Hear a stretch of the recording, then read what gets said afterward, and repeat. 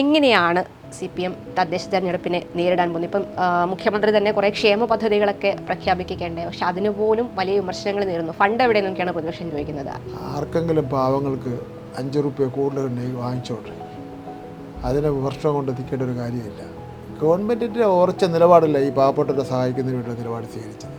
തദ്ദേശ സ്വയംഭരണ സ്ഥാപനങ്ങൾ തിരഞ്ഞെടുപ്പിലൊക്കെ തൂത്തുവാരും അടുത്ത വർഷം കേരളത്തിൽ. ഇപ്പോൾ തന്നെ ഒരു ജയിച്ച് നിൽക്കുന്ന മട്ടിലാണ്.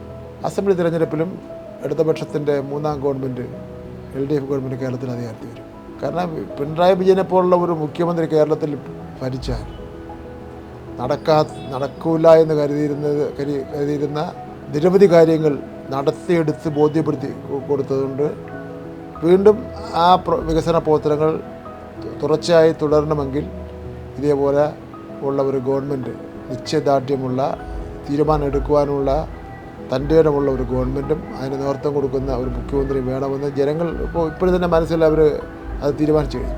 പ്രതിപക്ഷം പറയുന്നത് 100 സീറ്റിന് അവർ അധികാരത്തിൽ വരുമെന്നാണ്. അപ്പം അവരുടെ ആത്മവിശ്വാസത്തെ എങ്ങനെയാണ് കാണുന്നത്? അതിൻ്റെ ഒരു 0 അങ്ങ് വെട്ടിയാൽ മതി, 10 സീറ്റ് അത്രയൊക്കെ ഉണ്ടാവുള്ളൂ. പ്രതിപക്ഷത്തിന് ആകെ അല്ല പറഞ്ഞത്, കോൺഗ്രസിന് 10 സീറ്റ് കൂടുതലൊന്നും കിട്ടാൻ സാധ്യതയില്ല. മുസ്ലിം ലീഗിന് കുറച്ച് സീറ്റുണ്ടല്ലോ.